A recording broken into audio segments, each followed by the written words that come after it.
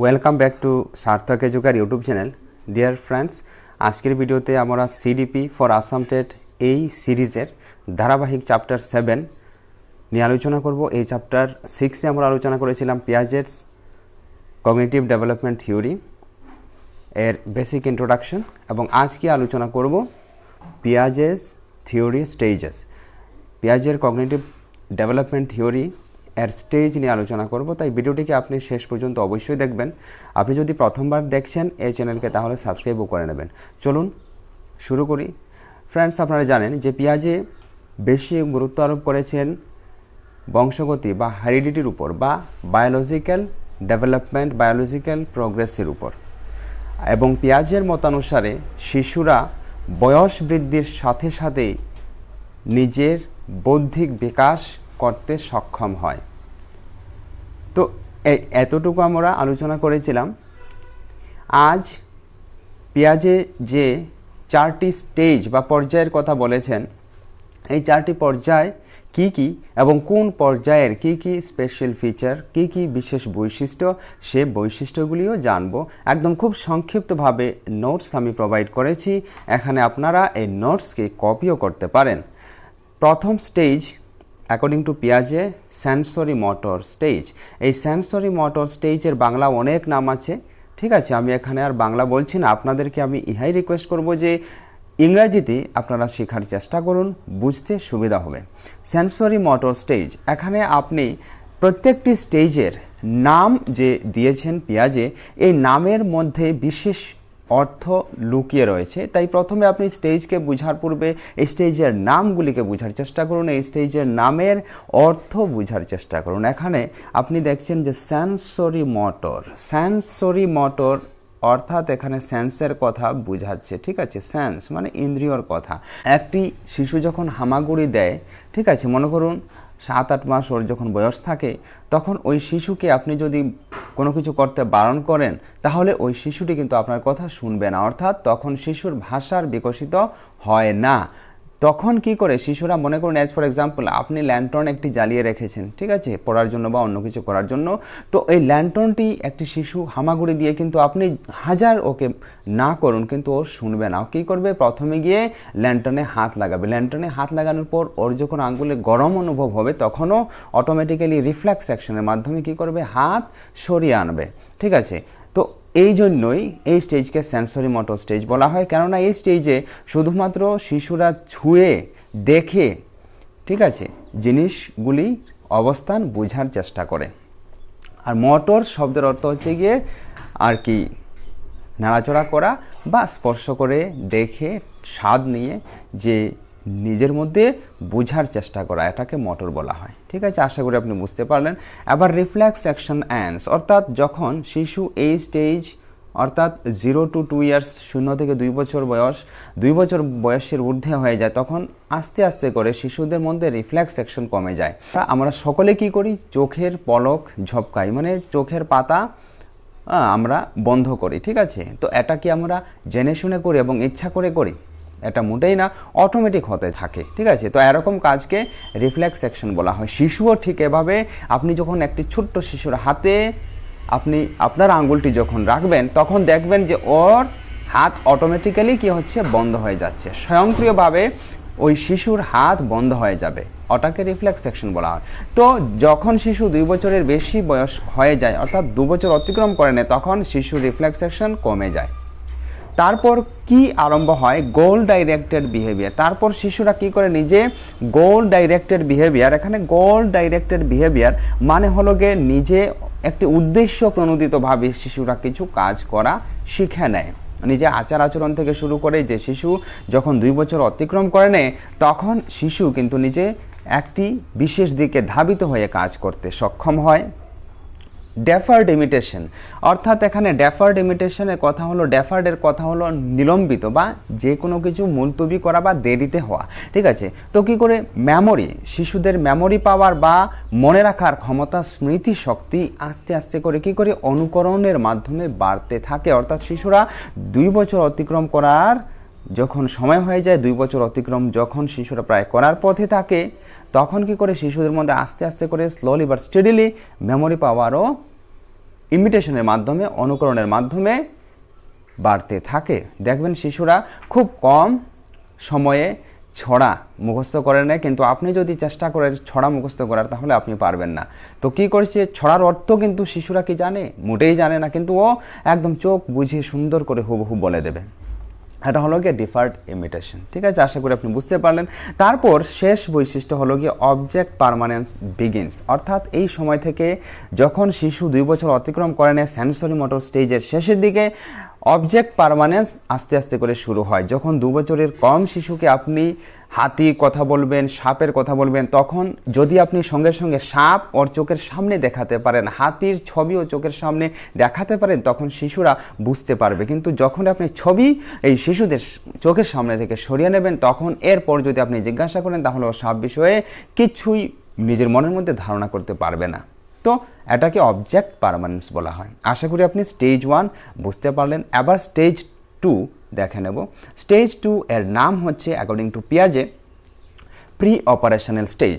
এখানে pre operation অর্থাৎ চিন্তা ভাবনা। এখানে অপারেশন মানে এখানে কোনো সার্জিক্যাল অপারেশনের কথা বলা হচ্ছে না। এখানে অপারেশন বলতে থিঙ্কিংয়ের কথা বলা হয়েছে। ঠিক আছে, তো প্রি অপারেশন মানে ভালো করে চিন্তা করার ঠিক আগের কাল, ভালো করে শুদ্ধ মস্তিষ্কে, শুষ্ক মস্তিষ্কে চিন্তা করার আগের কাল হলো প্রি অপারেশনাল স্টেজ। আর প্রি অপারেশনাল স্টেজের সময়কাল হলো 2 to 7 ইয়ার্স, 2 বছর থেকে 7 বছর বয়স্ক শিশুরা এই স্টেজে থাকে অ্যাকর্ডিং টু যা পিয়াজে। ঠিক আছে, এটাকে কিন্তু বেসিক চাইল্ড সাইকোলজিতে প্রি চাইল্ডহুড বলা হয়। ঠিক আছে, কিন্তু অ্যাকর্ডিং টু পিয়াজে এটাকে প্রি অপারেশনাল স্টেজ উনি অভিহিত করেছেন। ট্রান্সফিকটিভ এখানে হয়ে গেছে, এটা হবে ট্রান্সডাকটিভ রিজনিং। এই বয়সে কি করে শিশুরা আস্তে আস্তে করে ট্রান্সডাকটিভ রিজনিং অর্থাৎ কিছুটা যুক্তিপূর্ণ আলোচনা করতে পারে কোনো বিষয়বস্তুর। ধীরে ধীরে করে ওরা সিম্বলিক রিপ্রেজেন্টেশন থেকে শুরু করে সেন্সরি মোটর স্টেজে শুধুমাত্র বস্তুগুলি দেখে ওরা বলতে পারতো, এখন কি করে না দেখেও কিছুটা বস্তুকে চিন্তা করতে পারে। এটাকে বলা হয় ট্রান্সডাকটিভ রিজনিং। তো প্রি অপারেশনাল স্টেজে ট্রান্সডাকটিভ রিজনিং ডেভেলপ হয়। তারপর অ্যানিমিজম। এই বয়সের শিশুরা সব বস্তুর মধ্যে প্রাণ আছে, সব বস্তুই জীব এমনটা মনে করে, এটাকে অ্যানিমিজম বলা হয়। দেখবেন 2 থেকে 7 বছর বয়স্ক শিশুরা পুতুলকে স্নান করায়, পুতুলকে ঘুম পাড়ায় এবং পুতুলকে খাদ্য খাওয়ানোর চেষ্টা করে। এটা আপনারা অনেক হয়তোবা অবজার্ভ করেছেন। তো পুতুলকে প্রাণী হিসাবে মনে করছে। ঠিক আছে, মনে করুন একটি শিশু দৌড়ানোর সময় একটি টেবিলে বা পাথরের মধ্যে হুচট খেয়ে পড়ে গেল, তখনও কি করবে, ওই পাথরকে গিয়ে কোনো শিশু মারে, এবং ও যদি নিজে মারতে না পারে তখন আপনাকে বলবে এই পাথর আমায় মাটিতে ফেলে দিয়েছে, পাথরকে মারো বাবা, এরকম বলতে পারে। ঠিক আছে, তো এটা হচ্ছে গিয়ে অ্যানিমিজমের এক্সাম্পল। এবং এই সময়ে সব কিছুর মধ্যে প্রাণ আছে এমনটা শিশুরা মনে করে। অ্যারোপ্লেনকে ওরা পাখির সঙ্গে তুলনা করে, ওরা মনে করে যে অ্যারোপ্লেনের নাকি প্রাণ আছে, ও পাখির মতো উড়ছে। তারপরের প্রি অপারেশনাল স্টেজের আরও একটি ফিচার হলো ইরিভার্সিবিলিটি। ইরিভার্সিবিলিটি কথার অর্থ হলো গিয়ে, যেমন মনে করুন একটি শিশুকে আপনি এই স্টেজের বা প্রি অপারেশনাল স্টেজের শিশুকে আপনি বললেন যে 2 + 4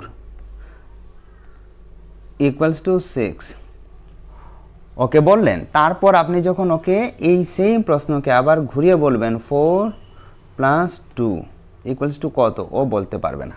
এটা হলো ইরিভার্সিবল। মানে আগে কি ছিল, 2 আগে ছিল, 4 পরে ছিল, কিন্তু এরপর কী করলেন আপনি ওটাকে বদলি করে দিলেন, চেঞ্জ করে দিলেন, ওটাকে 4 আগে এবং 2 পরে দিয়ে দিলেন। উত্তর একই হবে, কিন্তু শিশু এর উত্তর দিতে পারবে না। এটা হলো ইরিভার্সিবিলিটি, অর্থাৎ শিশুরা তখন সামনের জিনিসকে আগে, আগের জিনিসকে পিছনে এরকম করে সিরিয়েশন করতে পারে না, শ্রেণীবদ্ধ করতে পারে না। আশা করি আপনি বুঝতে পারলেন। আরও একটি উদাহরণ মনে করুন যে ইরিভার্সিবল এবং রিভার্সিবলের উদাহরণ বরফ। জলকে আপনি কি করতে পারেন, বরফে রূপান্তরিত করতে পারেন, কিন্তু বরফকে আবারও কি করতে পারেন, আপনি জলে রূপান্তরিত করতে পারেন। অন দি আদার হ্যান্ড, আপনি যখন চাল দিয়ে ভাত বানাবেন, ওই ভাতকে কি আবার চালে রূপান্তরিত করতে পারবেন? পারবেন না। এটাকে ইরিভার্সিবিলিটি বলা হয়।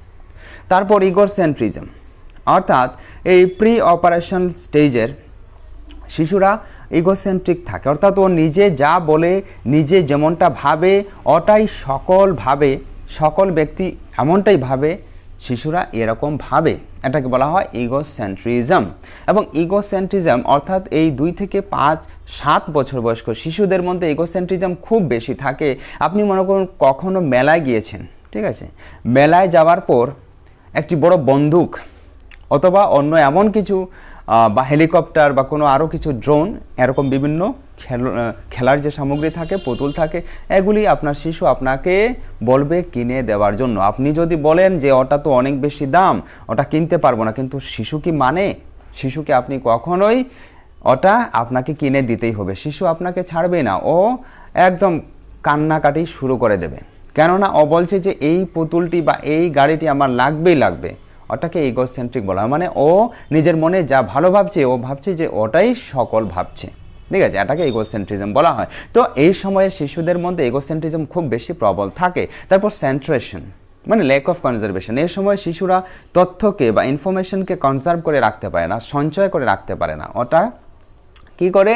সেন্ট্রেশন, শুধুমাত্র একটি জিনিসেই শিশুদের ফোকাস থাকে বা মনোযোগ থাকে, একই সাথে 2-3টি বস্তুতে বা আলাদা আলাদাভাবে বিষয়কে চিন্তা করতে পারে না। এটাকে বলা হয় সেন্ট্রেশন। কেবলমাত্র এক সময় একই বস্তু, একই বিষয় চিন্তা করতে পারে। ঠিক আছে, আশা করি আপনি বুঝতে পারলেন। Third stage, concrete operational stage. এখানে 7 to 11 ইয়ার্স বা 12 ইয়ার্সও হতে পারে, ঠিক আছে। তো লজিক্যাল থিঙ্কিং বিগিনস। এখানে কিন্তু এই 7 থেকে 11 বছর বয়স্ক শিশুরা অনেক বেশি প্রশ্ন করে এবং লজিক্যাল থিঙ্কিং এতে করে ওদের বিকশিত হয়। অর্থাৎ কোনো বিষয়বস্তুকে ওরা যুক্তিপূর্ণভাবে কিছুটা হলেও আলোচনা করতে পারে, তাৎপর্য ব্যাখ্যা করতে পারে, ঠিক আছে।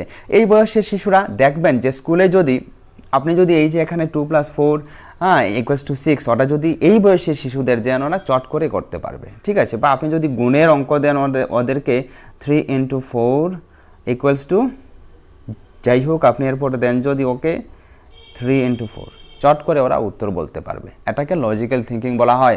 অর্থাৎ লজিক্যালি ওরা চিন্তা করতে পারবে যে 3 × 4 = যদি 12 হয়, তাহলে 4 × 3 সেম 12 হবে, কারণ নাম্বারগুলি একই, ঠিক আছে। ওটা হলো লজিক্যাল রিজনিং।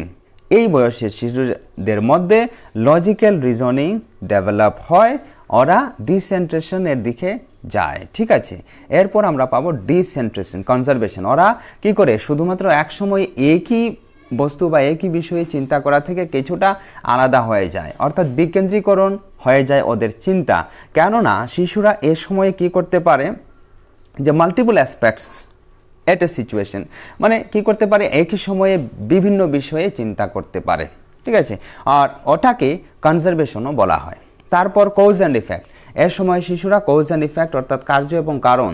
মনে করুন এর সময়ের যদি শিশু কখনো কোথাও ধোঁয়া দেখে, তাহলে ও বুঝতে পারবে, ও আপনাকে বলতে পারবে যে এখানে ধোঁয়া হচ্ছে, হতে পারে এখানে আগুন লেগেছে এজন্য ধোঁয়া উঠছে, হতে পারে এখানে কয়লা দহন হচ্ছে, ওটা ও বলতে পারে, লজিক মোটামুটি দেখাতে পারবে। এটাকে লজিক্যাল থিঙ্কিং এবং কজ অ্যান্ড ইফেক্ট বলা হয়। কী কারণে, কী জন্য এখানে ধোঁয়া উঠছে, ওটা শিশুরা সুন্দর করে বলতে পারবে।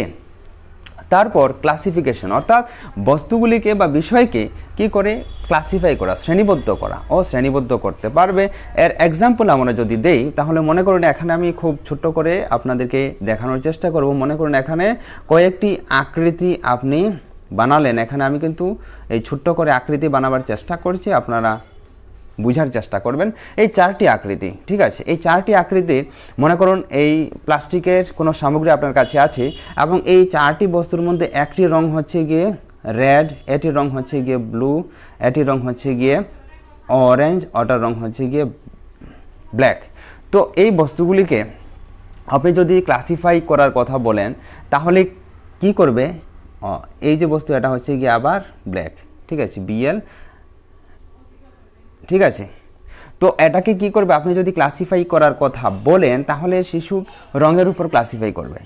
কিন্তু এই বয়সের শিশুরা, আমি যে বললাম রঙের উপর ক্লাসিফাই করবে, ওরা প্রি অপারেশনাল স্টেজের শিশুরা করবে, কিন্তু এই কনক্রিট অপারেশনাল স্টেজের শিশুরা আকৃতি হিসাবে এই বস্তুগুলিকে সাজিয়ে দেখাবে। এটাকে বলা হয় ক্লাসিফিকেশন। অর্থাৎ এই বয়সে শিশুদের মধ্যে ক্লাসিফিকেশন করার ক্ষমতা আরও বৃদ্ধি হয়ে যায়। তারপর সিরিয়েশন, ওরা কি করতে পারে, যে কোনো বস্তুকে সুন্দর করে সাজিয়ে রাখতে পারে উঁচু নিচু করে।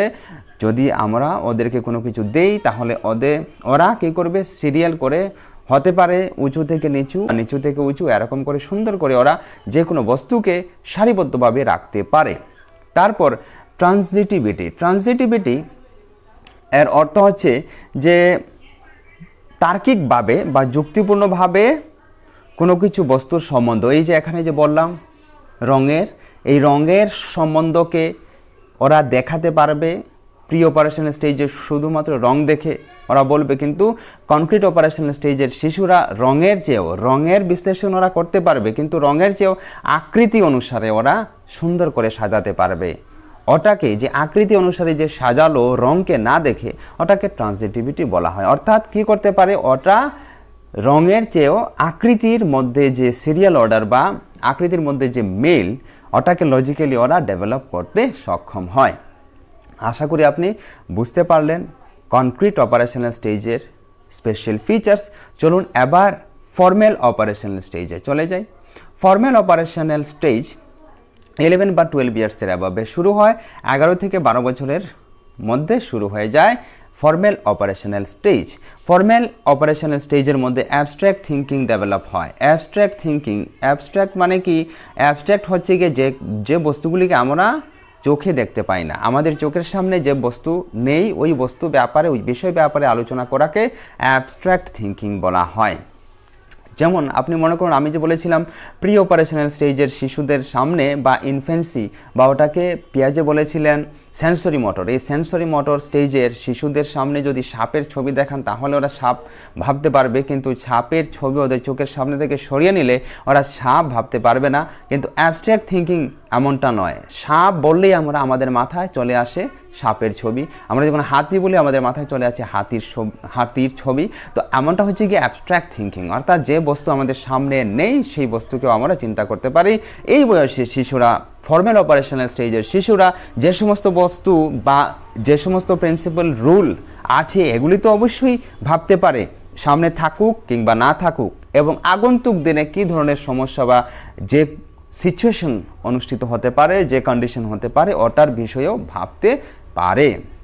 তারপর deductive reasoning or thinking develops. Inductive and deductive, এখানে আমি লিখেছি, এখানে আপনি দেখুন ইন্ডাকটিভ রিজনিং হচ্ছে স্পেসিফিক টু জেনারেল মানে কি, আপনি প্রথমে লিখে দেখালেন, মানে এক্সাম্পল থেকে রুলের দিকে যাওয়া। প্রথমে আপনি এক্সাম্পল, যেমন মনে করেন আপনি শ্রেণীতে গেলেন, শ্রেণীতে গিয়ে আপনি শিশুদেরকে অঙ্ক যুগ শেখাচ্ছেন, তাহলে যুগ শেখানোর জন্য আপনি কি করলেন, দুজন বা তিনজন ছাত্রের কাছ থেকে কলম সংগ্রহ করলেন। কলম সংগ্রহ করে আপনার হাতের মধ্যে মুষ্টিবদ্ধ করে ওদেরকে বললেন, আমার হাতে প্রথমে কটি কলম ছিল, আপনার যে নিজের কলম ওটাকে আপনি দেখিয়ে একটি বলেছিলেন, এবং এবার 5জন ছাত্রের কাছ থেকে 5টি কলম আপনি হাতে মুষ্টিবদ্ধ করে এভাবে ছাত্রদেরকে যখন দেখাবেন তখন ওরা বলবে যে 5টি হয়ে গেছে, এবং তারপর আপনি ওদেরকে বলবেন যে 1 + 4 = 6 বা 5। ঠিক আছে, আপনি যদি 5 জনের কাছ থেকে কলম সংগ্রহ করেন এবং আপনার কাছে একটি কলম থাকলো, তাহলে ওটাকে আপনি বলবেন 5। এটাকে আপনি কি করছেন, জেনারেল টু স্পেসিফিক। এটাকে আপনি প্রথমে এক্সাম্পল দিলেন, তারপর আপনি রুল বললেন যে 5 + 1 = কি হয়, 6 হয়। এটা হলো গিয়ে স্পেসিফিক টু জেনারেলের রুল। ঠিক আছে, আপনি প্রথমে এক্সাম্পল দিলেন, তারপর আপনি ওদেরকে বুঝিয়ে দিলেন। এবং ডিডাকটিভ রিজনিংয়ে কি হয়, ডিডাকটিভ রিজনিংয়ে জেনারেল টু স্পেসিফিক এবং রুল টু এক্সাম্পল। ডিডাকটিভ প্রিন্সিপালে প্রথমে আপনি রুল শিখাবেন, তারপর মনে করুন a + b² রুল আপনি শিখাবেন, তারপর আপনি এক্সাম্পল দিবেন এখানে 2 + 3² ঠিক আছে, এটাকে বলা হয় ডিডাকটিভ রিজনিং। তো এই ধরনের চিন্তা করার ক্ষমতা ফর্মাল অপারেশনাল স্টেজে, অর্থাৎ 11 বছর বয়সের ঊর্ধ্বে যে শিশু, ওই শিশুদের মধ্যে বিকশিত হয়ে যায়। তারপর এই বয়সের শিশুরা হাইপোথেটিক্যাল রিজনিং বা থিঙ্কিং করতে পারে। হাইপোথেটিকো ডিডাকটিভ লজিক এটাকে বলা হয়, হাইপোথেটিকো ডিডাকটিভ লজিক। কি করে ওরা বিকশিত করে, মনে করুন যে সিটেট বা বিগত 2019 আসাম টেট পরীক্ষায় 80% লোক বা স্টুডেন্ট ফেল করেছিল। এই 80% স্টুডেন্ট ফেল করেছিল, এটাকে যদি আমরা এ স্টেজের শিশুদের বলি তাহলে ওরা বলতে পারবে ও 80%, 80% লোক ফেল করেছিল।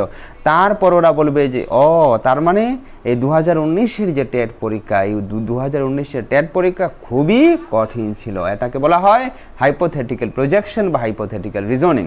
আশা করি আপনি বুঝতে পারলেন। এ ধরনের চিন্তাভাবনা শিশুদের মধ্যে বিকশিত হয়ে যায়। তারপর সব শেষ বৈশিষ্ট্য হচ্ছে গিয়ে অ্যাডলসেন্ট ইগোসেন্ট্রিজম। অ্যাডলসেন্ট ইগোসেন্ট্রিজমকে বোঝার জন্য আমি এখানে একটি এক্সাম্পল সাইট করব। মনে করুন 3 জন লোক, একটি শিশু যার বয়স 3 বছর এবং আরও একজন যার বয়স 13 বছর এবং আরও একজন বৃদ্ধ যার বয়স 60 বছর। ওরা সবাই রাস্তা দিকে বেড়াচ্ছেন, মনে করুন পূজাতে বা অন্য কোনো বাজারে গেছেন, ঠিক আছে। আর এই 3 জনের মধ্যে সবই নিজের শার্টের বোতাম খোলা রেখে ভুলবশত বাজারে ঘুরে বেড়াচ্ছেন বা মেলায় ঘুরছেন। তারপর হঠাৎ কেউ ওনাদেরকে বলল যে আপনারা শার্টের বোতাম এভাবে আপনি উল্টা লাগিয়ে বা আপনি বোতাম খুলে আপনি বোতাম না লাগিয়ে কী করে আপনি এত লোকের সামনে বেড়াচ্ছেন। তখন যে 3 বছরের শিশু ও কী করবে, ওর জন্য এই কথা কোনো ফারাকই রাখবে না, অর্থাৎ এই কথা এই শিশুকে কোনোভাবে বিশেষ প্রভাবিত করতে পারবে না। অন দি আদার হ্যান্ড, যে 60 বছরের বয়স্ক বৃদ্ধ লোক উনি বলবেন যে আমার শার্টের বোতাম উল্টা আর আমার শার্টের বোতাম লাগানো খোলা, এটা দিয়ে আর কী হবে। হ্যাঁ, ওই লোকটি যখন ওনাকে বলল যে আপনার শার্ট তো খোলা, আপনি এরকম করে ঘুরছেন, ও সঙ্গে সঙ্গে ওটাকে লাগিয়ে নেবে এবং ও আর এরপর এই বিষয়ে ভাববে না। কিন্তু মধ্যম যে লোক, অর্থাৎ যে অ্যাডাল্ট, যার বয়স কী ছিল, যার বয়স এই স্টেজে পড়ে, অর্থাৎ 11 ইয়ার্সের ঊর্ধ্বে, ঠিক আছে, তখন এই শিশুর মধ্যে সবচেয়ে বেশি প্রভাব বিস্তার করবে। এটাকে বলা হয় অ্যাডালসেন্ট ইগোসেন্ট্রিজম।